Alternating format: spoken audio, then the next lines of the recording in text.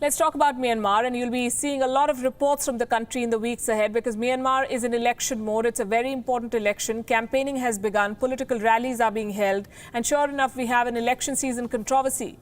The media in Myanmar should have gone to town with this one, but they're being blocked from reporting it. So we'll do the honors. The controversy involves the Myanmar Army. An army which holds considerable power over the political establishment, an army that has often been accused of human rights violations. A new report shows how this army is running a global business empire to finance its atrocities. The report is part of an investigation by Amnesty International. It is based on some leaked government documents which apparently expose how international companies have been indirectly financing the Myanmar army. Many of the military units that are receiving funds are involved in human rights violations. Let me break down the findings for you. The report claims that military generals have been receiving huge revenues from the shares in Myanmar Economic Holdings Limited, MEHL.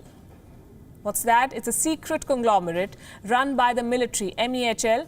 It has several local and foreign business partners. The board of this conglomerate is composed of high-level military figures. It is headed by the military chief himself, Min Aung Hlaing. Now let's also discuss how this conglomerate functions.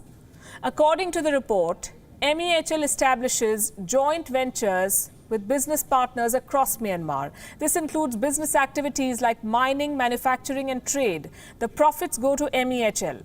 The dividends go to shareholders. Who are the shareholders? I could give you a few names. Kirin Holdings, it's a Japanese beverage company. Inno Group, a South Korean property developer. Pan Pacific, a South Korean clothing manufacturer.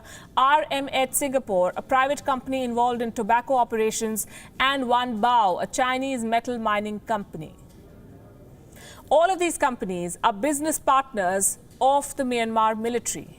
Their operations generate substantial revenue.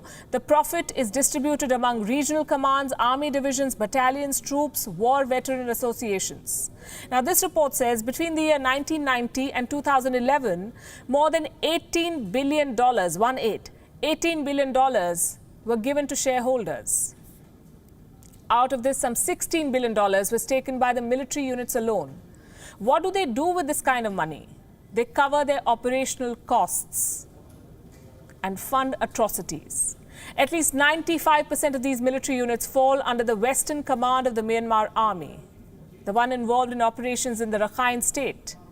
The 33rd and 99th Light Infantry Divisions of the Myanmar Army are also listed as shareholders. These divisions have been involved in several crimes against the Rohingyas and other ethnic groups.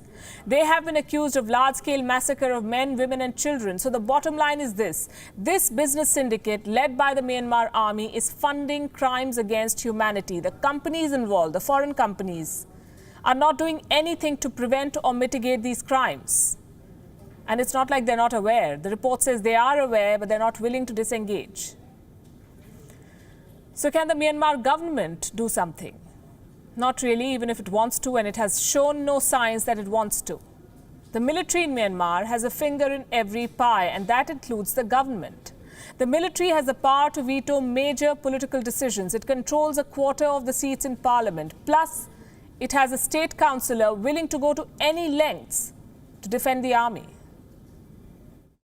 Please bear in mind this complex situation and the challenge to sovereignty and security in our country when you are assessing the intent of those who attempted to deal with the rebellion. Surely, under the circumstances, genocidal intent cannot be the only hypothesis. She's a Nobel laureate, peace laureate. She's defending the same army that kept her under house arrest for years. She's also tipped to win the upcoming election. So the syndicate runs, the army mints money, the crimes continue, and the Myanmar government stands silent.